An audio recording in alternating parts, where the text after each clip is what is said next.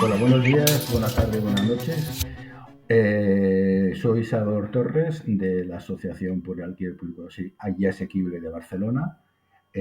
Hoy estamos montando este pequeño debate que se trata de hablar sobre el derecho de retracto entre los fondos buitres inmobiliarios. Y para ello hemos invitado, conjuntamente estamos haciendo este debate con la plataforma de afectados por la hipoteca de Famadrid, que está con nosotros Javier Crespo, que es el presidente. Yo soy el secretario de la asociación, mira, ¿eh? Y luego también con el bufete de abogados de Silvia Monfort y Andrés Giordana, ¿vale? No sé si en principio os gustaría decir alguna cosa sobre vuestro bufete o sobre la plataforma de afectados por la hipoteca de Madrid. Silvia, tú misma quieres empezar. ¿Tenéis alguna página web? ¿Desde cuánto Sí, tiempo bueno, hace que trabajáis?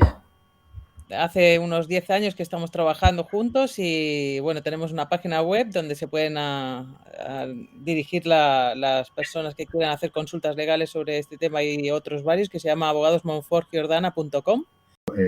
Javier, ¿querías comentar alguna cosa? Sí, bueno, pues creo que la PA es suficientemente conocida, aunque nosotros no somos, y conviene aclararlo, no formamos parte de la PA estatal, porque por muy diferentes razones nos separamos hace mucho tiempo, vamos, concretamente en 2015, pero bueno, formamos parte de los colectivos que llevan luchando por el derecho a la vivienda en todos sus aspectos desde que fueron tan graves las consecuencias de la crisis hipotecaria de 2008. Vale. Y en ello seguimos, desgraciadamente, porque el problema no solo sigue sin resolver, sino que a nuestro juicio se ha agravado todavía. Muy bien. No sé si quieres comentar alguna cosa, Andrés. De lo que va a tratar esta sesión del derecho retracto y ya vamos Vale, complementando. de acuerdo. Esta historia del por qué nos hemos juntado los cuatro aquí es porque de alguna manera u otra a lo largo desde el año 2022 que empezamos a descubrir determinadas cosas, nos pusimos a trabajar y coincidimos en el método de trabajo y en lo que queríamos buscar detrás de cómo poder ayudar sobre todo a los deudores, principalmente hipotecarios, ayudar a poder recuperar la vivienda a través pagando el precio exacto en el cual se vendió su crédito moroso a un fondo buitre internacional inmobiliario que suelen estar afincados en paraísos fiscales y que lo venden evidentemente los bancos españoles, ¿vale? Entonces, desde la crisis de 2007, con las hipotecas tóxicas que le llamaban, que vino desde América, ¿no? Aquí en España, los bancos españoles, a partir de cuando ya empezó, cuando las ejecuciones hipotecarias fueron avanzando y se fueron quedando con las viviendas o tenían dificultades enormes para poder llegar a tomar la posesión de ellas, a medida que nos hemos ido acercando y todavía hoy lo estamos viviendo, sufriendo la mayoría de los deudores la problemática, los bancos españoles lo que han hecho ha sido, y en eso la Sareb, la sociedad española que gestiona los fondos adquiridos de los bancos españoles que se fueron a pique, la idea es que los bancos españoles han ido haciendo paquetes de créditos, son créditos, no son las viviendas en sí, sino que son la mayoría créditos morosos respaldados por hipotecas, ¿vale? Eso es un manjar enorme, ¿vale? Y esos paquetes en los mercados internacionales han sido vendidos. De tal manera que en un momento determinado, se dieron cuenta, el deudor se daba cuenta a través de una carta que su crédito había sido cedido, le llaman cedido, pero en realidad es vendido, a un fondo inmobiliario, ¿no? Que suele estar en un paraíso fiscal, pero que tiene a su vez una delegación aquí en España, ¿vale? Aparte de eso, una delegación, es decir, una empresa subsidiaria de aquel fondo, por ejemplo, Blackstone. Blackstone tenía aquí su filial, ¿vale? Pero aparte de eso, también con el tiempo para gestionar todo esto y gestionarlo también, la gestión con el deudor, la gestión con el banco, etcétera, etcétera, estos fondos inmobiliarios montaron otra sucursal de gestión que se llaman services. De hecho, hay congresos sobre este tema aquí en España y en Barcelona. Han habido, me parece que en Madrid también, congresos de gestión de los créditos morosos, y esas empresas les llaman services, ¿vale? Que son las que sistemáticamente se dedican, muchas veces incluso subcontratando partes de las problemáticas estas, subcontratando a otras empresas que hacen persecución sistemática telefónica sobre los deudores para que paguen, etcétera, etcétera, etcétera, etcétera, etcétera, ¿no? Entonces, esto ha sido un campo que ha sido un verdadero desastre, ¿vale? Y poco a poco, en la medida que nos acercamos en el tiempo, y ya voy acabando, tanto Europa como también España han intentado meter ahí un poco de legislación para que no hubieran abusos exagerados en este tema, ¿vale? Esto todavía lo estamos estudiando, no lo tenemos todavía estudiado del todo, porque tampoco, incluso en este momento, no sabemos, porque no nos ha dado tiempo de saber si una legislación que ya parece que está a nivel europeo ha sido transferida también a nivel de legislación española, pero sí que es verdad que había un anteproyecto y todo eso lo iremos viendo a lo largo de 2 sesiones. En esta primera sesión intentaremos un poco configurar para que la gente entienda en dónde se encuentran los que están afectados, y en el próximo día que haremos una segunda sesión, los 4 también, intentaríamos también buscar alternativas y como soluciones, maneras de defenderse, etcétera, etcétera. Esa sería la idea básica, ¿vale? No sé si me he dejado alguna cosa en el tintero de lo básico que hay en la línea de tiempo que está desde el 2007 hasta la actualidad, pero más o menos creo que cualquier afectado que esté recibiendo llamadas, que sabe porque también lo sabe por la prensa, que su crédito seguramente lo han vendido a bajo precio, en cambio a él se lo quieren cobrar todo entero, con la deuda, con los intereses y todo eso, pues ya se sentirá un poco reflejado, ¿vale? Antes de empezar con la primera pregunta, no sé si queríais comentar alguna cosa sobre esto. En principio no. Vale, empezamos ya. Bueno, pues la primera pregunta que os quería hacer es ¿de dónde surge el derecho? Bueno, se llama derecho de tanteo y retracto, ¿no? ¿De dónde surge y eso qué relación tiene con el Código Civil? Porque me parece que es incluso hasta del siglo XIX.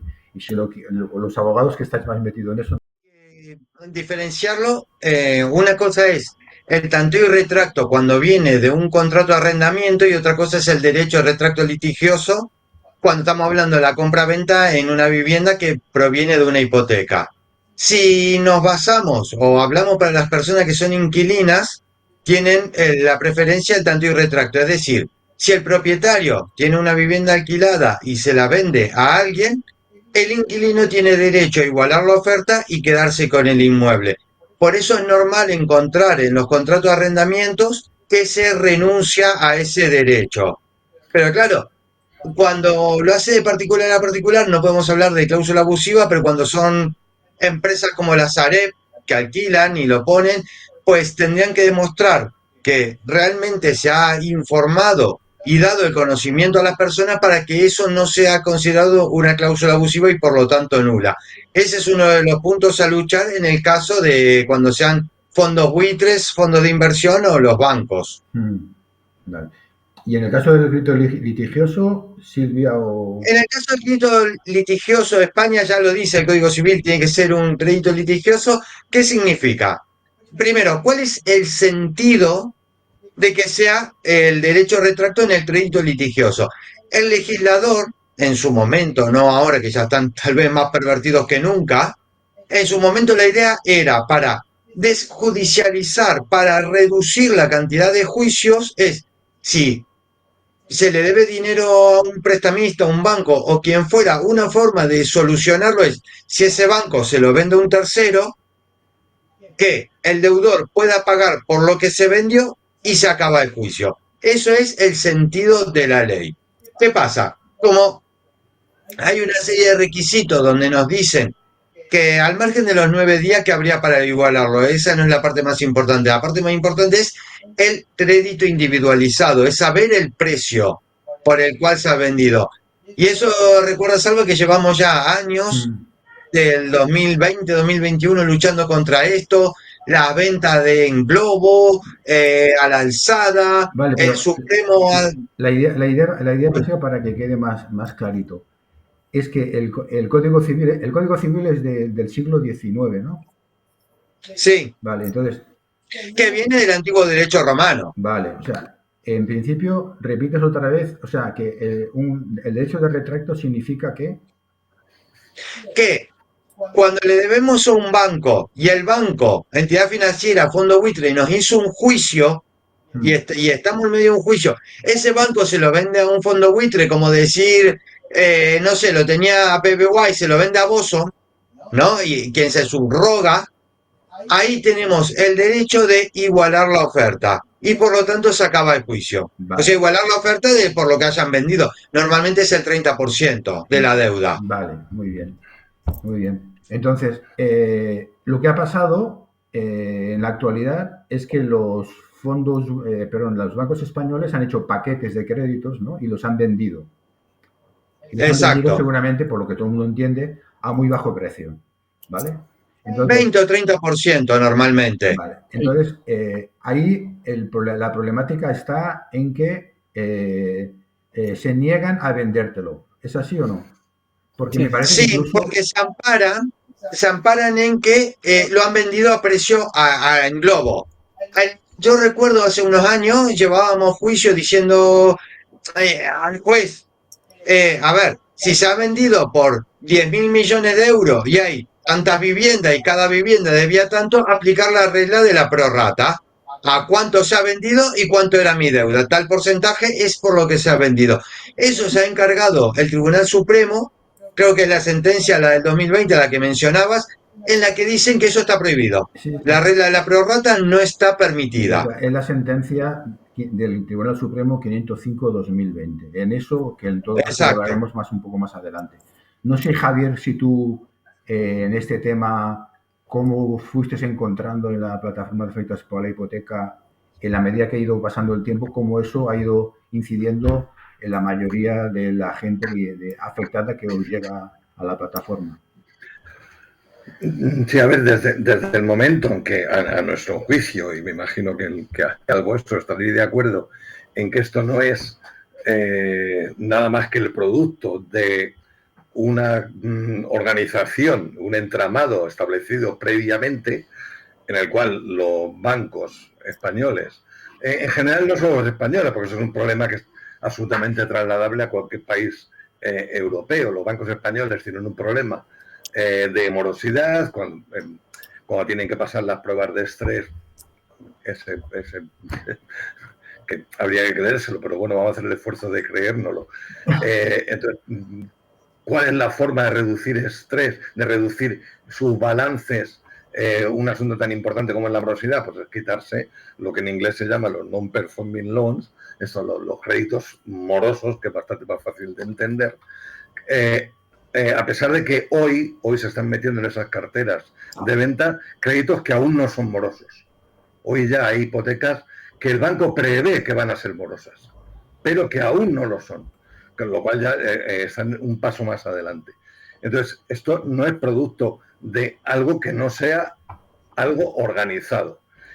Nosotros estamos convencidos de que estas ventas son un pacto en el que el Banco Español, junto con el fondo inversor, el gran fondo generalmente americano, crean una empresa intermediaria, generalmente no, siempre en un paraíso fiscal, que es a la que se le cede el crédito.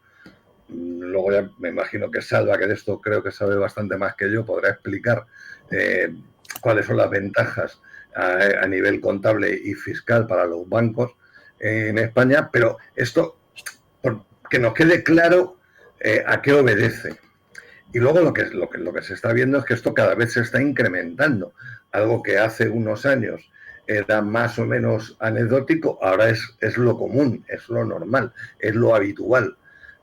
Eso explicaría por qué los ratios de morosidad de los bancos españoles, incluso con la situación económica, la subida del Euribor, los problemas para hacer frente al pago de la cuota de la hipoteca, aún así, los índices de morosidad no están aumentando.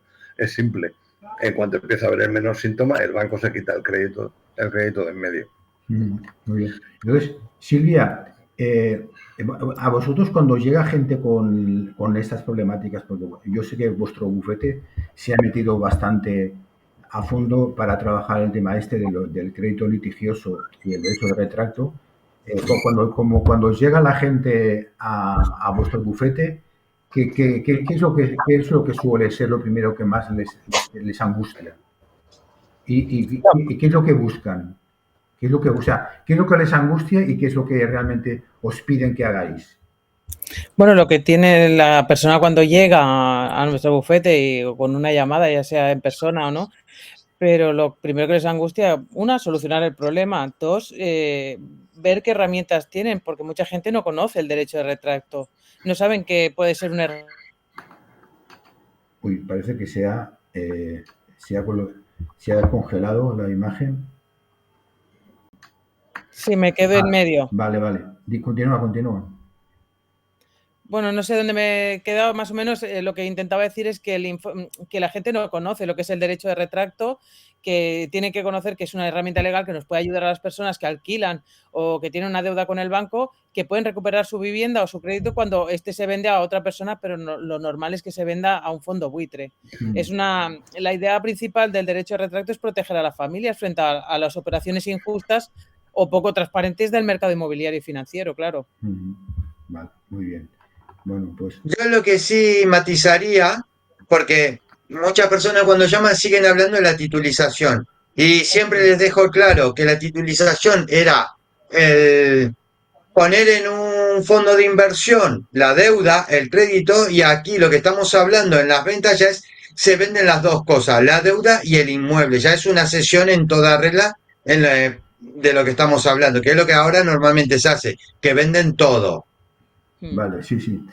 No, eso es cierto, el tema de la confusión entre titulización y la venta de un crédito moroso a un fondo buitre a través de un paquete de créditos. Sí que es verdad que hay mucha gente que tiene una confusión sobre este asunto. El hecho de que, bueno, ahora os explico un poquito yo, el hecho de que nos encontremos los cuatro aquí es porque en el 2022 descubrimos que a través de una noticia de un diario español, del Confidencial, de que la agencia tributaria había levantado actas de multa a unos cuantos fondos inmobiliarios extranjeros que habían comprado paquetes de deuda con garantía hipotecaria a los bancos españoles, ¿vale? Y que cuando hacían la declaración del impuesto de sociedades, ¿vale?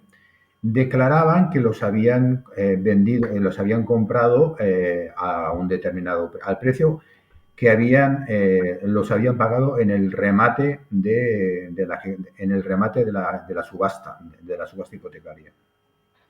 Claro, cuando un fondo buitre compra una deuda al remate y con la garantía hipotecaria al remate en una ejecución hipotecaria, significa que es tanto el valor de la vivienda, de la deuda, como también de los intereses y por lo tanto se pueden quedar con la vivienda, ¿vale?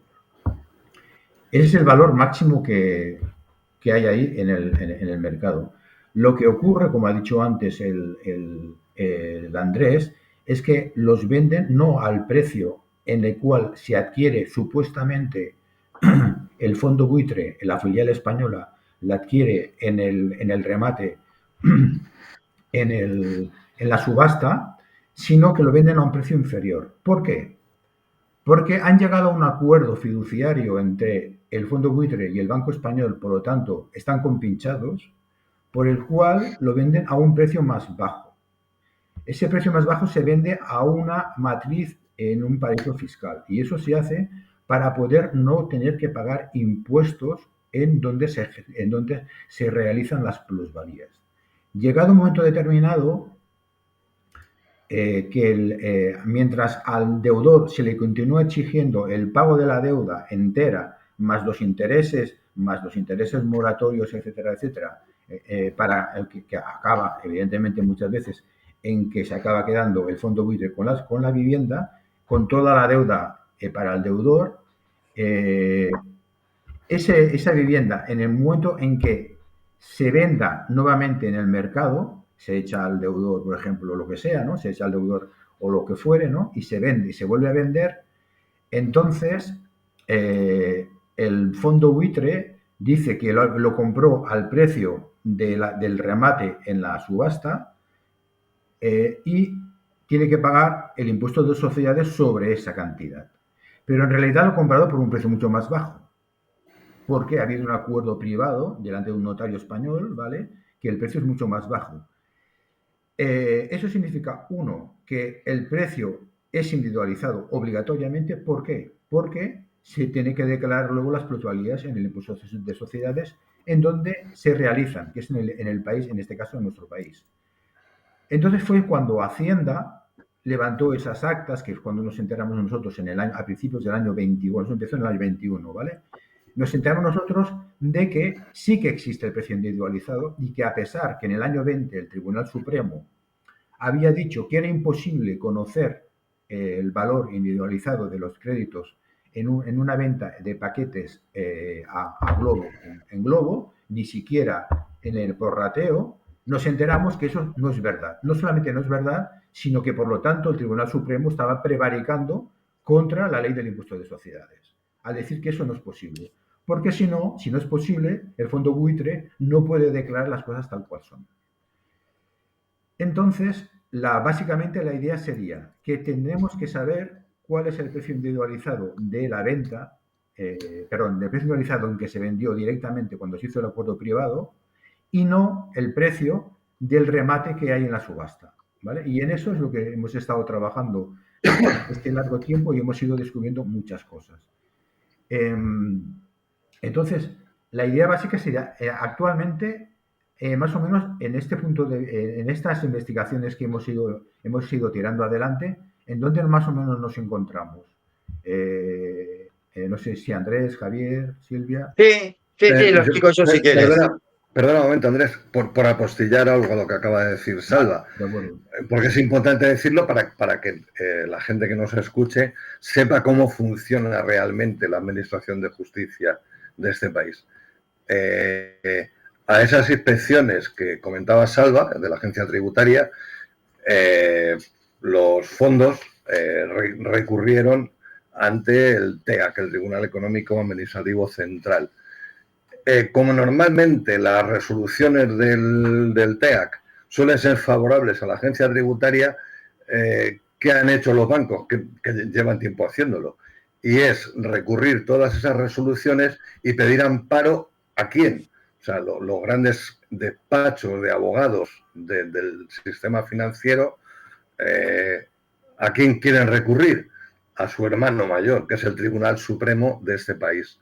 O sea, quieren que la resolución del TEAC luego pase por el Tribunal Supremo, que desgraciadamente nuestra experiencia es que el Tribunal Supremo al final actúa eso, como el gran hermano mayor de los abogados defensores del sistema financiero, para que el Tribunal Supremo inhabilite cualquier resolución del TEAC en el cual sean sancionados por esta operativa en la que les permiten todo ese mangoneo, no solo económico, sino que no va en detrimento solamente de los hipotecados, va en detrimento de todos los ciudadanos a los cuales se les roba la cartera a través de un fraude fiscal gigantesco. Vale, ahora le doy la palabra, Andrés.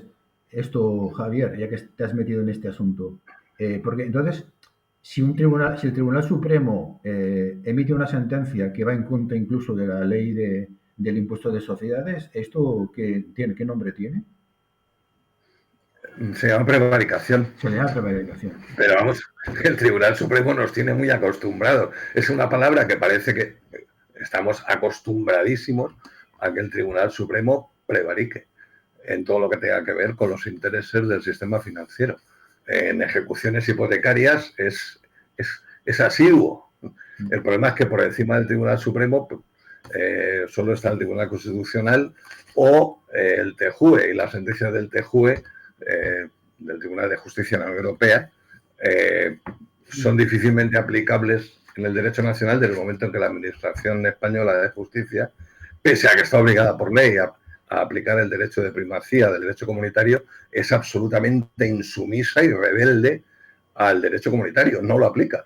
O sea, el Tribunal Supremo nos tiene acostumbrados, de eso podría hablar Salva y Silvia, que lo conocerán igual o mejor que yo, nos tienen acostumbrados a que son absolutamente insumisos. Se pasan la jurisprudencia del TJUE por el forro, vamos, directamente. Bueno, y en esto, pues me imagino que lo que se busca... Para posterior un poquito más con lo que estabas diciendo, Javier, en este periodo de tiempo, desde la sentencia de la 505-2020, que el Tribunal Supremo dice que es imposible saber el precio individualizado hasta la actualidad, ¿vale? Y por en medio, casi al año siguiente, cuando empiezan a salir actas de multa de la agencia tributaria contra contra las declaraciones del impuesto de sociedades de los fondos buitre, nuestra sensación es que hay un silencio absoluto. No hemos sido capaces de encontrar ninguna información más de ninguna clase respecto de lo que ha pasado con eso, ¿no? No, estás total, en Madrid, igual, como estás en el total. Medio de la situación. Puedo contar una anécdota que es de hace por lo menos un par de años. En una reunión que mantuvimos como PA Madrid, que mantuvimos con un grupo de senadores del Partido Socialista Obrero Español en el gobierno, fue una reunión un poco atropellada porque estaban en un pleno y tenían que votar y se acortó bastante la reunión. Nosotros en principio íbamos por otro tema, pero fueron ellos los que justo antes de dar por finalizada la reunión, fueron ellos los que nos comentaron antes de salir. Oye, por cierto, ¿sabéis que la agencia tributaria ha abierto expediente de sanción contra los fondos buitre por la venta? Joder, claro, nuestra sorpresa fue, joder, nosotros sí lo sabíamos. Pensamos que lo que no lo sabíais erais vosotros. O sea, el silencio no es por desconocimiento, eso te lo garantizo. El silencio obedece a razones de otro tipo. De hecho, y no quiero extenderme mucho porque tenemos limitaciones de tiempo, pero tú lo has comentado, la ley, el proyecto de ley, creo que se llama de administradores y compradores de carteras de créditos, va en ese sentido. Desgraciadamente, como tú has dicho, yo tampoco lo conozco al detalle, pero es un anteproyecto de ley, o sea, la intención es que se convierta en ley. El fondo es facilitar aún más estas ventas, porque es política, porque realmente este anteproyecto es la transposición al derecho nacional de una directiva de la Unión Europea de 2021. Y la Unión Europea, no solo el gobierno español, sino la Unión Europea está muy interesada en facilitar este tipo de ventas porque es una forma de rescatar los balances de los bancos europeos. Vale, entonces ahora Andrés y Silvia, en el caso del tema, vamos a meternos un poquito más en el tema del precio individualizado. Todo lo que hemos ido descubriendo, no solamente por el tema de la doble tributación, de los convenios de doble tributación entre estados, ¿vale?, sino también por el tema del impuesto de sociedades, pero también habéis estado viendo que hay otras cosas más que determinan que es obligatorio, ¿no?, el que el precio individualizado se conozca. Y ya tenéis ejemplos diversos de gente en los cuales habéis averiguado ese precio individualizado, ¿no? Sí, así es. Nosotros hemos primero trabajado mucho con los notarios, o sea, trabajado con los notarios, requiriéndole a los notarios de la que han firmado, porque en todas las escrituras o cuando se hace una sesión de remate a un tercero, siempre ponen poder notarial otorgado y ponen anexo. Significa que en esos anexos siempre está la información. Una información que casi nunca logramos obtener. Algún que otro notario lo ha informado y no, casi siempre chocábamos. Perdona que te corte, para aclararlo para la gente que nos escuche. Cuando un banco español hace un paquete de créditos que suelen estar en 2.000, 3.000 millones de euros, 700 millones, etcétera, y se lo vende, estábamos hablando del Santander, antes de los que han desaparecido también, el Popular, pero el BBVA, la Caixa, el Sabadell, se lo vende a un fondo buitre afincado en el extranjero a través de una filial española, se van a un notario y levantan un acta notarial, ¿no? Pública, es pública, de Exacto, una compraventa, de la compraventa de esos exacto, créditos con garantía hipotecaria. ¿Es así? exacto, donde hay un anexo que figuran todos los precios Ah, de individualizados. acuerdo, vale. Y eso hasta Los notarios siempre...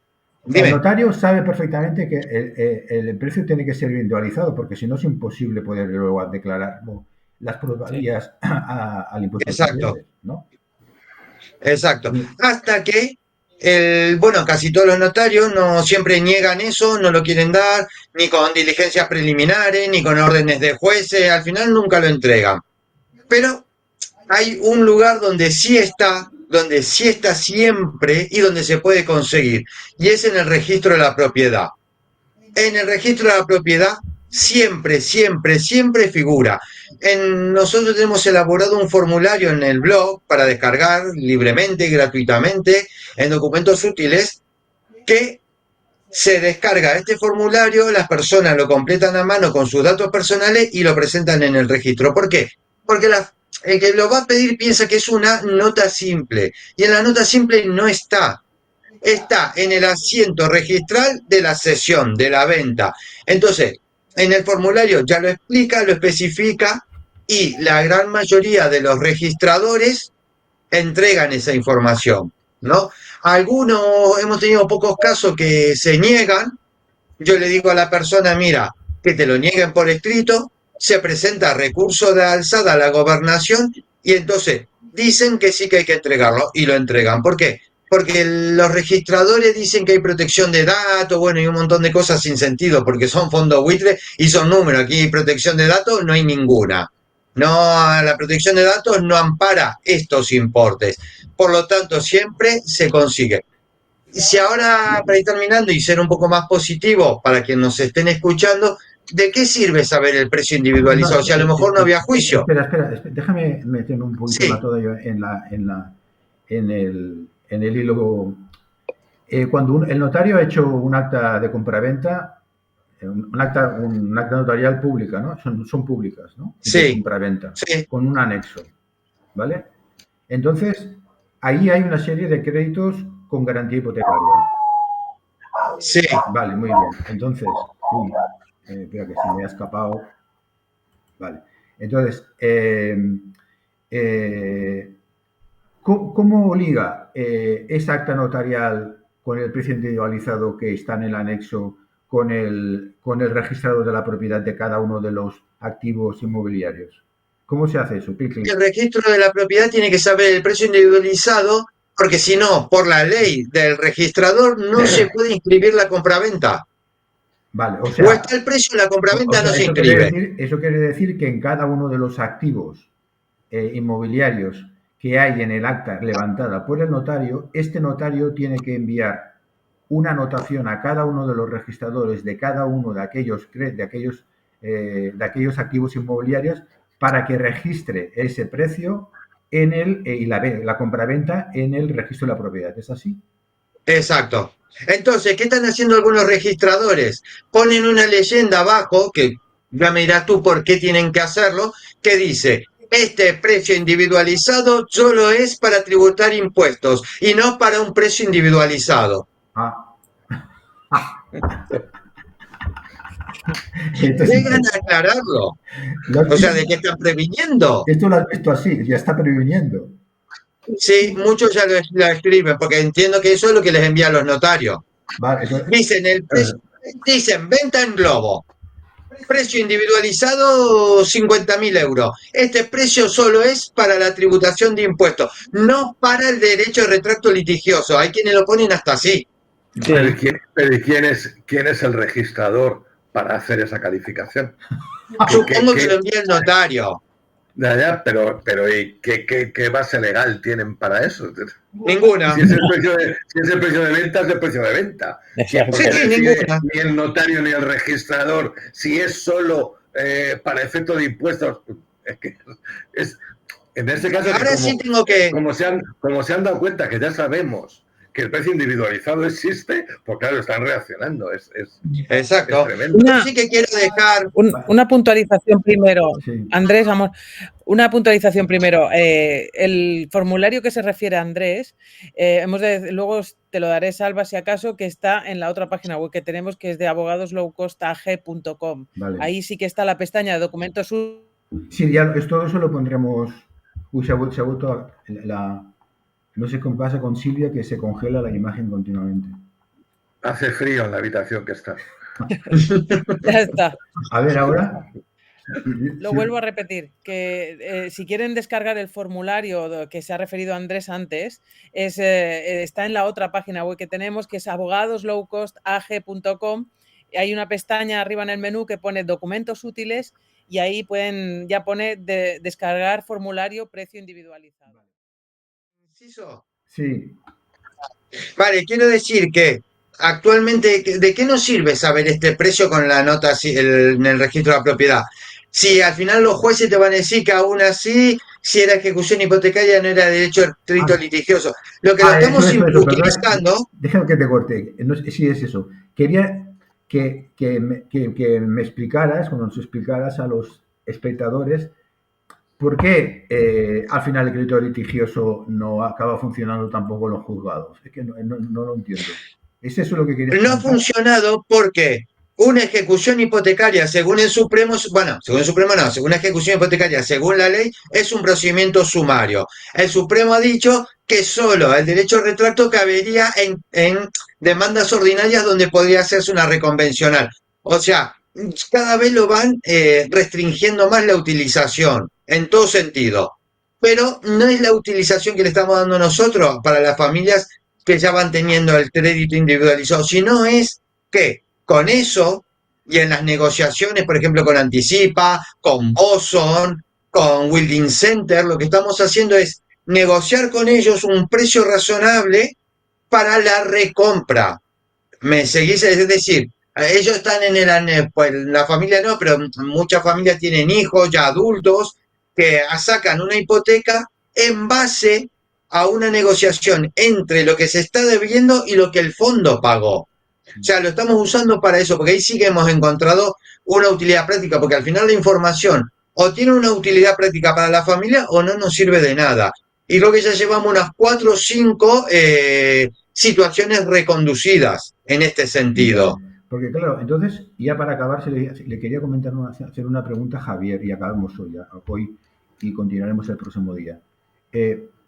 Claro, porque aquí la historia está en que normalmente la ley está para defender al más débil, ¿no? En teoría las leyes están para defender al más débil, pero es que lo que estamos viendo aquí en general es que todos los estamentos, tanto notarios como registradores, como diputados que hacen las leyes, como jueces, tiran al 90%, al 99% del platillo del acreedor en contra del deudor, ¿no? Pero claro, eso lo que hace es aumentar la litigiosidad en general en toda la administración de justicia, porque sería mucho más sencillo, ¿no?, que si realmente el precio que valía la vivienda era por el que se queda, si el banco vende el crédito a un precio bajo, en realidad realmente es el precio el que le costaba al banco esa vivienda. ¿Por qué no se evita echar a las familias que se queden sin vivienda y se hace realmente una negociación, como está diciendo ahora el Andrés, que se basara sobre la capacidad de pago de la familia, etcétera, etcétera, etcétera? Me parece que en eso también para Madrid, y nosotros con vosotros colaboramos, hicisteis algún movimiento a nivel legislativo tiempo atrás, ¿no? Sí, sí, es que está claro, tú lo has dicho, el sentido común dictaría que lo lógico es que cuando el banco piensa en vender la deuda de un deudor que tiene problemas para hacer frente al pago de su hipoteca, es que dijera, oye, pues mire, tengo la posibilidad de vender esto, ¿por cuánto me debe usted? 80.000, lo voy a vender por 40.000. ¿Me lo puede usted pagar?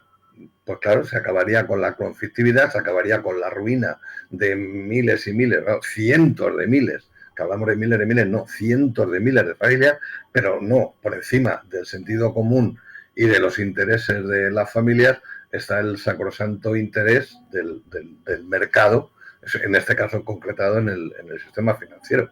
Ellos le sacan mucha más rentabilidad, porque tú lo has comentado, las ventajas contables y fiscales son muy poderosas frente al pobre interés de una familia.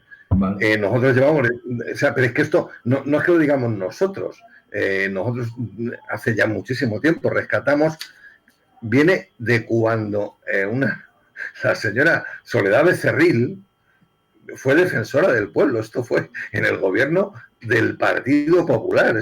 Creo que fue en torno al 2015.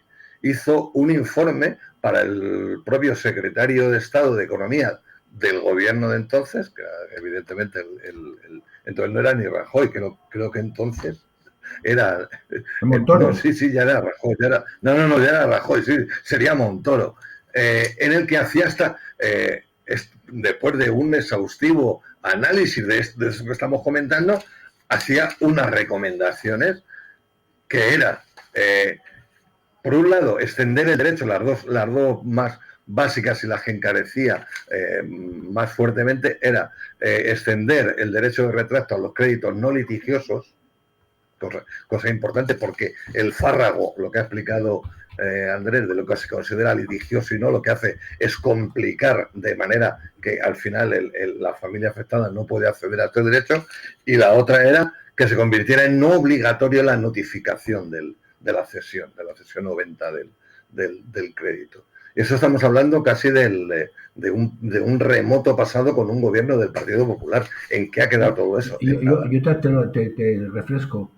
En concreto, se llegó a salir con un Real Decreto que era la adicional segunda del Real Decreto 5/2017, que eso fue a través de una negociación que hizo, me parece, para Madrid con el gobierno de España en ese momento, en la cual había un apartado que decía que la deuda, la recuperación de la vivienda por parte del deudor y adecuar la deuda que había a la capacidad económica de la familia.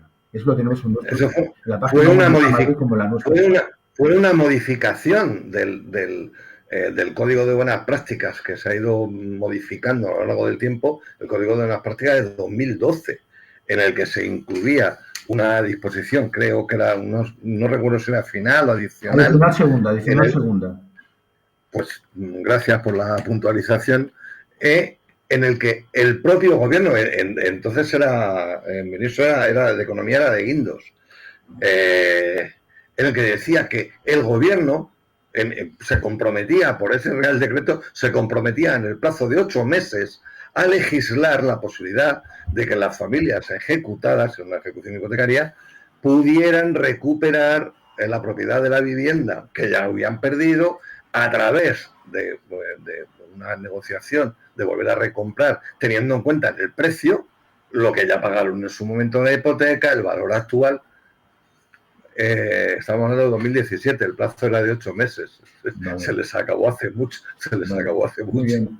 Bueno, pues damos hoy acabado. Entonces nos han quedado unas cuantas cosas en el tintero. Repasar algunas cosas que hemos dicho, pero algunas cosas también importantes, ¿no? Sobre todo de la dinámica, en la dinámica cotidiana judicial y también de las personas cuando llegan también a nuestras asociaciones de los afectados. Y eso lo vamos a dejar para otro día, para no alargar mucho este debate, y por lo tanto a la gente que nos está escuchando y le interesa la segunda parte de este debate que estamos haciendo entre los cuatro, lo vamos a dejar para de aquí un par de semanas o 3 y publicaremos también. Este segundo lo publicaremos de aquí unos días y el segundo, pues supongo que como lo vamos a hacer para mediados de agosto, pues supongo que para finales de agosto ya tendremos también en la segunda parte del debate y así podremos concluir y que la gente tenga algunas herramientas, al menos para conocer la situación en la que se encuentran y las enormes dificultades que tienen no solamente ellos, sino también sus abogados defensores en los juzgados para poder defender los intereses de los deudores, ¿no? Sería un poquito eso.